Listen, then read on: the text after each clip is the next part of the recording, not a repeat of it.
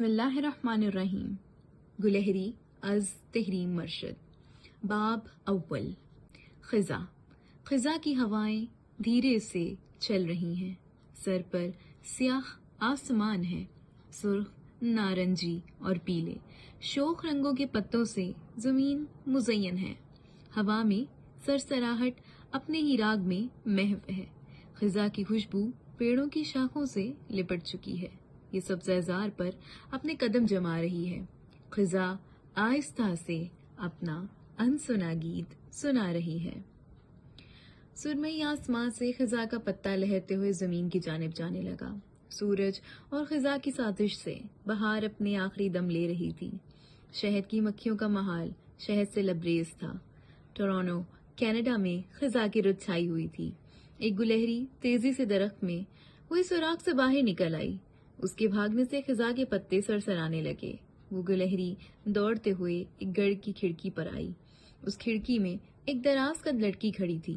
وہ سفید رنگ کی آرام سویٹر شرٹ میں ملبوس تھی. اس کے چہرے کے نین نقش مغربی تھے. وہ چہرہ ماہ کامل جیسا چہرہ تھا. اس کے نارنجی اور سرخ رنگ کے گھنگرالے بال تھے. اس کی بھویں بہت ہلکی تھیں اور اس کی آنکھیں سبز رنگ کی تھیں. اس کے چہرے کی رنگت زرد ملائی تھی. اس کے ناک کے قریب بھورے رنگ کے دبے تھے جنہیں ہم انگریزی زبان میں فریکلز کہتے ہیں. اس کے ہونٹ بہت باریک اور کرمزی رنگ کے تھے. اس نے کانوں میں ایک ہی سیدھ میں 3 ٹاپس پہنے ہوئے تھے. وہ اپنی گھنگرالی لٹ کو کان کے پیچھے لے کر گئی. اس نے دائیں کان کی نرم ہڈی پر بالی پہنی ہوئی تھی. تہانی، اسے ایک نسوانی آواز سنائی دی. اس نے میز سے اپنا کافی کا مگ اٹھاتے ہوئے بیزاری سے کہا، please stop it, I can't start my day without my morning coffee. اس نے کافی کا گھونٹ لیتے ہوئے اپنے سامنے کھڑکی میں بیٹھی ہوئی گلہری کو دیکھا. وہ دھیرے سے مسکرائی. اس نے اپنے دوسرے ہاتھ کی بند مٹھی کھولی. اس کی مٹھی میں ثابت پستے تھے. اس نے اپنی ہتھیلی اس کی جانب بڑھائی اور اس گلہری نے آگے بڑھ کر ایک پستہ اٹھایا. وہ کہنے لگی، گلہری بہت پیارا جانور ہے. اس سے ہم زندگی کے بہت سے اہم سبق سیکھ سکتے ہیں. یہ ہم انسانوں سے زیادہ شفیق دل ہوتا ہے. وہ گلہری پستے کو اپنے دانتوں سے توڑ رہی تھی. اس نے جھکتے ہوئے اس گلہری سے کہا، اس پستے کی طرح میرا دل کھول دو گلہری. وہ ڈاکٹر تہانی جان مرفی تھی. وہ ایک آئرستانی تھی. وہ ایک بین العقیدہ شادی کا نتیجہ تھی. نوٹ: بین الثقافتی نہیں، بین العقیدہ شادی، جسے ہم انگریزی میں انٹرفیتھ میرج کہتے ہیں. اس کے باپ کا تعلق ڈبلن آئرلینڈ سے تھا، جیمز جوائس کے ڈبلن سے. اس کی ماں کا تعلق لاہور سے تھا. اس کی عمر 33 سال تھی. پیشے کے اعتبار سے وہ کلینکل سائیکالوجسٹ تھی. وہ ٹوٹے ہوئے دلوں کی ہیلر تھی.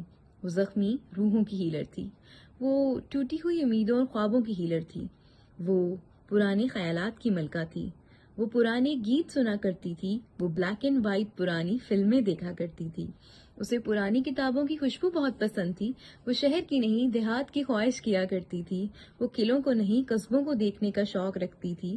وہ بہت سی کہانیاں جانتی تھی، لیکن وہ کبھی کسی کو اپنی کہانی نہیں سنایا کرتی تھی. وہ ایک آدھی کھلی ہوئی کتاب تھی جسے پڑھ لیا جائے تو پھر اسے چھوڑا نہیں جاتا تھا، اور اگر اسے نہ پڑھا جائے تو اسے تب بھی چھوڑا نہیں جاتا تھا.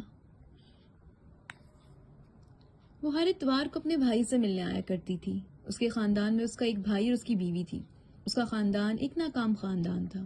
اس کے والدین کی شادی محبت کی شادی تھی.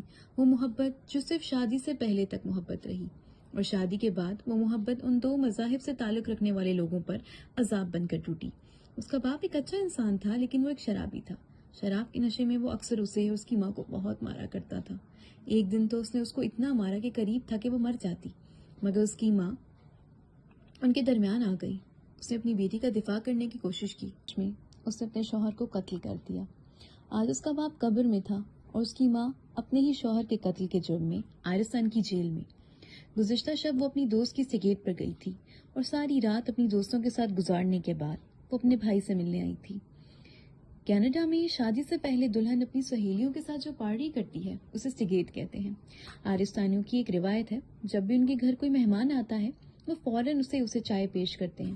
ابھی مہمان ہے کہ گھر میں داخل ہوا نہیں کہ چائے پہلے تیار ہو گئی. وہ اپنے بھائی کے گھر ابھی کچھ دیر پہلے ہی آئی تھی. اس کی بھابھی نے اس کے آگے کافی پیش کر دی. وہ اپنی صبح کی کافی کو بہت سیریس لیا کرتی تھی. بلکہ صبح نہیں، وہ کافی کو ہر وقت سیریس لیا کرتی تھی۔ اس کے اور اس کے بھائی کے درمیان تعلقات بھی کچھ خاص نہیں تھے، لیکن وہ اپنی ماں کے کہنے پر اس سے ملا کرتی تھی۔ وہ ایک خود مختار مغربی لڑکی تھی جس نے 18 سال کی عمر سے اپنا خرچہ خود اٹھانا شروع کر دیا تھا۔ مغربی دنیا میں رہنے کے بعد ثقافت کا تصور اس کے لیے مکمل طور پر ختم ہو گیا تھا اور مذہب کے حوالے سے وہ بہت الجھی رہتی تھی۔ ایک طرف کینیڈا میں بڑھتا ہوا اسلام فوبیا اور دوسری طرف مغربی عیسائیت سے اس کی بیزاری اسے کسی ایک کا چناؤ نہیں کرنے دیتی تھی۔ بچپن میں وہ عید بھی منایا کرتی تھی اور کرسمس بھی۔ ماں سے اس نے جمعے کے دن کی فضیلت بھی جانی تھی اور باپ کے ساتھ وہ اتوار کے روز کلیسے بھی جایا کرتی تھی۔ مغرب میں سفر کرنے کے بعد عیسائیت پر سے اس کا بھروسہ اٹھ چکا تھا اور مغرب کے مسلمانوں سے اسے نفرت ہو گئی تھی۔ وہ اپنے ماضی سے جان چھڑا کر آئرستان سے انگلستان گئی، لیکن انگلستان میں اسے جنجرزم نے سکون سے رہنے نہیں دیا۔ جنجرزم یعنی جنجر لوگوں کے خلاف تعصب۔ جنجر وہ ہوتے ہیں جن کے بالوں کا رنگ سرخ اور نارنجی ہوتا ہے اور ان کی رنگت زرد ہوتی ہے۔ دنیا میں سب سے زیادہ جنجر اسکاٹ لینڈ اور آئرلینڈ میں ہوتے ہیں اور اسکاٹش اور آئرش میں مشابہت کی وجہ ان کا حسب نسب ہے۔ وہ ایک جنجر تھی، وہ ایک ریڈ ہیڈ تھی اور انگلستان میں اس کا جنجر ہونا اس کے لیے ایک سزا بن گیا تھا۔ انگلستانی اسے گاجر کا سر، جنجر اور رفوس کہہ کر اس کی حد تک عزت کرتے اور وہ چپ چاپ سب کچھ سہتی، کیونکہ انگلستان کی commission for racial equality red heads کے خلاف ہونے والی تفریق اور نفرت انگیز جرائم کے معاملات کی نگرانی نہیں کرتی۔ یہی تعصب اسے آسٹریلیا میں بھی دیکھنے کو ملا تو اس نے اپنی اعلیٰ تعلیم کے لیے امریکہ جانے کا فیصلہ کیا۔ جب وہ امریکہ گئی تو اسے امریکہ راس آ گیا۔